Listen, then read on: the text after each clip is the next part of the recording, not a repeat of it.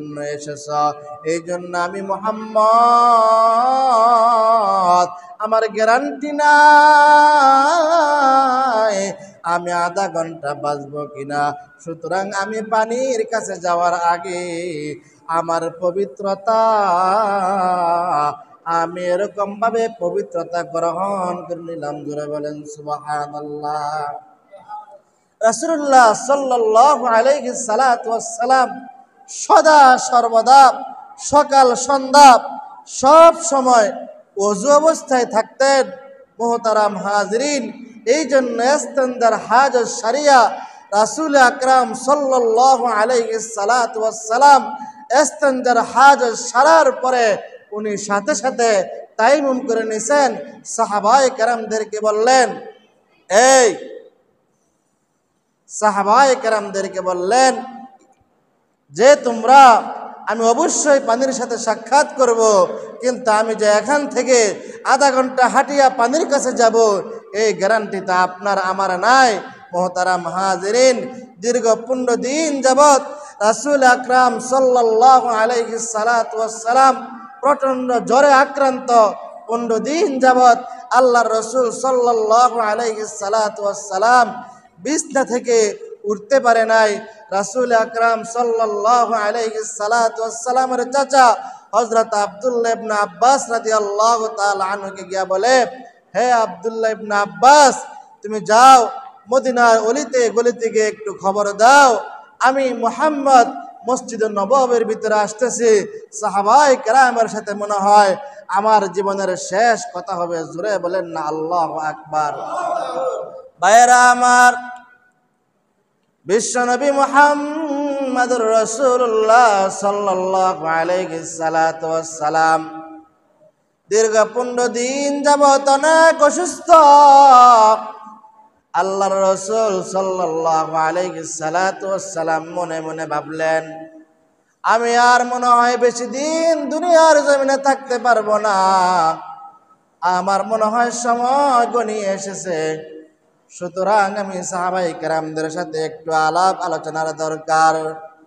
সিরাতের কিতাবের মধ্যে পাওয়া যায় আল্লাহর পয়গম্বর দুইজন সাহাবীর কাঁধের মধ্যে ভর দিয়া আল্লাহর পয়গম্বর এক পা দু পা হাঁটি হাঁটি করে আল্লাহর রাসূল সাল্লাল্লাহু আলাইহি সাল্লাতু ওয়াসসালাম মিম্বরের কাছে গিয়া বসলেন। শরীরের মধ্যে অনেক দুর্বলতা। আল্লাহর পয়গম্বর দুইজন সাহাবীর কাঁধের মধ্যে ভর দিয়ে আসিয়া মিম্বরের পাশে বসলেন। কিছুক্ষণের মধ্যে আল্লাহর পয়গম্বর মিম্বরের মধ্যে এরকম দইরা দইরা দাঁড়াইলেন। সাহাবায়ে কেরাম মনে করতেছে এমন মুহূর্তে মনে হয় আল্লাহর রাসূল পড়ে যাবে, এমন মুহূর্তে মনে হয় আল্লাহর রাসূল আর দাঁড়াইতে থাকতে পারবে না। আল্লাহর পয়গম্বর মরণাপন্ন অবস্থায় দাঁড়াইয়া সাহাবায়ে কেরামদেরকে ডাক দিয়া বলে, ও সাহাবায়ে কেরাম, আমি আপনাদেরকে অনেক মহব্বত করি, আপনারা আমাকে অনেক মহব্বত করেন। আমি তো শুধু আমি আপনাদেরকে মহব্বত করি না, আমি আমার জীবনের চাইতে অনেক মহব্বত করি। আল্লাহ রাব্বুল আলামিন আমাকে বারবার বলেছিলেন, মুহাম্মদ অমুক দিনে আপনাকে একটু জান্নাতের খাবার দিয়ে মেহমানদারি করায়। আমি বলেছিলাম না না, যদি আমার সাহাবায়ে কেরাম আমার সাথে জান্নাতের খাবার খাইতে পারে তাহলে আমি আপনার জান্নাতি মেহমান গ্রহণ করব। আল্লাহ রাব্বুল আলামিন বললেন, না হাবিব, জান্নাতি খাবার আপনার সাহাবায়ে কেরাম গ্রহণ করতে পারবে না। আমি বলেছিলাম যে খাবার আমার সাহাবায়ে কেরাম গ্রহণ করতে পারবে না, সেই খাবার আমি মুহাম্মদ গ্রহণ করব না, আমি অ্যাকসেপ্ট করব না।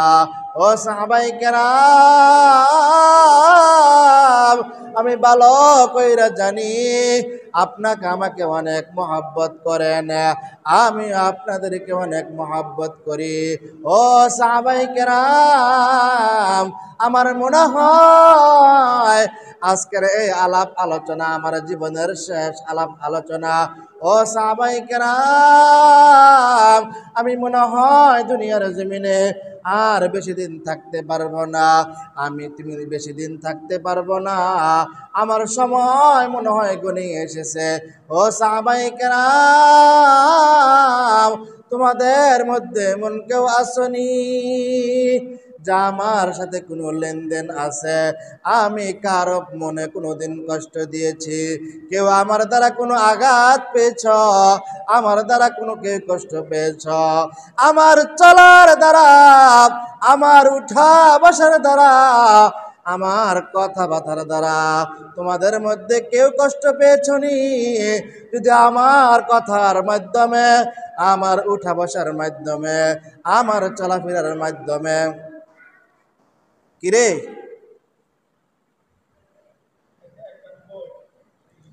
আমার চলাফেরার মাধ্যমে তোমরা কোনোদিন কষ্ট পেয়ে থাকো, তাহলে আমাকে মাফ করে দিও। অথচ সিরাতের কিতাবের মধ্যে পাওয়া যায় আল্লাহর নবী জিন্দেগিতে কোনোদিন মিথ্যা কথা বলে নাই, আল্লাহর নবী কোনোদিন কারো সাথে রাগ করে নাই, আল্লাহর নবী কোনোদিন কারো সাথে কোনো অন্যায় করে নাই, মায়ার নবী কোনোদিন কারো হক মেরে খায় নাই, আল্লাহর নবী কোনোদিন কোনো অপরাধের কোনো আদেশ করেন নাই, অন্যায়ের কোনো আদেশ করেন নাই, বরং সব সময় আল্লাহর নবী সৎ কাজের আদেশ করতেন, অসৎ কাজের নির্দেশ করতেন। কিন্তু মৃত্যুর 3 দিন পূর্ব মুহূর্তে আল্লাহর পয়গম্বর সাহাবায়ে কেরামদেরকে বলে যায়, ও সাহাবায়ে কেরাম, আমার কথার দ্বারা তোমাদের মধ্যে কেউ আসনি কষ্ট পাইছ, যদি কষ্ট পেয়ে থাকো আমাকে মাফ করিয়া দিও। আমার উঠা বসার দ্বারা, আমার চলাফেরার দ্বারা, আমার লেনদেনের দ্বারা তোমাদের মধ্যে কোনো সমস্যা আসেনি, তোমাদের মধ্যে এমন কেউ আসনি আমার কাছ থেকে কোনো টাকা পয়সা পাইবা, যদি আমার কাছ থেকে কিছু টাকা পয়সা পেয়ে থাকো তাহলে এক্ষুনি বলো, আমি হাসরের ময়দানে আল্লাহ রাব্বুল আলামিনের দরবারে আমি আসামি হতে চাই না, আমি আল্লাহ তাআলার কাঠ গড়ায় দাঁড়াইতে চাই না। আল্লাহর পয়গম্বর একবার, দুইবার, তিনবার যখন এই কথা বললেন, একজন সাহাবী ডাক দিয়া বলে, ইয়া রাসূলুল্লাহ, ইয়া হাবিবাল্লাহ, আপনি তিনবার যেহেতু এই কথা বলেছেন, আমি আপনার কাছে 2টা টাকা পাই, 2 দিরহাম আমি আপনার কাছে পাই। আল্লাহর পয়গম্বর জনাবে মুহাম্মদুর রাসূলুল্লাহ সাল্লাল্লাহু আলাইহি সাল্লাতু ওয়াসসালাম ওই সাহাবীকে ডাক দিয়া বললেন, ও সাহাবী, আমাকে কি স্মরণ করিয়ে দিবা কোন সময় আমি তোমার কাছ থেকে টাকা নিয়েছি? ওই সাহাবী বলে, ইয়া রাসূলুল্লাহ, মসজিদে নববীর মধ্যে আপনি বসেছিলেন, এমন সময় আপনার কাছে একজন ভিক্ষুক আসিয়া আপনার কাছে হাত পাতল, আপনার পকেটের মধ্যে কোনো টাকা ছিল না, আপনি আমার কাছ থেকে 2 দিরহাম ধার করিয়া ওই ভিক্ষুককে আপনি দান করেছিলেন। ইয়া রাসূলুল্লাহ, ইয়া হাবিবাল্লাহ, আপনি আমার ওই টাকাটা দেন নাই। আল্লাহর পয়গম্বর হযরত সালমান ফারসি রাদিয়াল্লাহু তাআলা আনহুকে ডাক দিয়া বলে, ও সালমান, আমার পক্ষ থেকে তার 2 দিরহাম তাকে পরিশোধ করে দাও। জোরে বলেন আল্লাহু আকবার। আল্লাহর পয়গম্বর আবার সাহাবায়ে কেরামের মধ্যে ডাক দিয়া বলতেছে, ও সাহাবায়ে কেরাম, আমি আল্লাহ রাব্বুল আলামিনের সামনে আসামি হইয়া দাঁড়াইতে চাই না, আমি আল্লাহ রাব্বুল আলামিনের সামনে অপরাধী হইয়া দাঁড়াইতে চাই না, আমি আল্লাহ রাব্বুল আলামিনের কাঠ গড়ার মধ্যে আমি অপমান হতে চাই না, সুতরাং তোমাদের মধ্যে আরো কেউ কিছু আমার কাছে পাইবানি, আমার কাছে একটু বলো আমি কারো মনে কোনো কষ্ট দিছিনি, একটু বলো আমি তোমার কাছে ক্ষমা চাই নেই, তুমি আমাকে ক্ষমা করে দিবা। আমি কার উপর অন্যায়ভাবে কোনো জুলুম করেছে কিনা, আমার আমার হাত দ্বারা কেউ আঘাত পেয়েছে কিনা।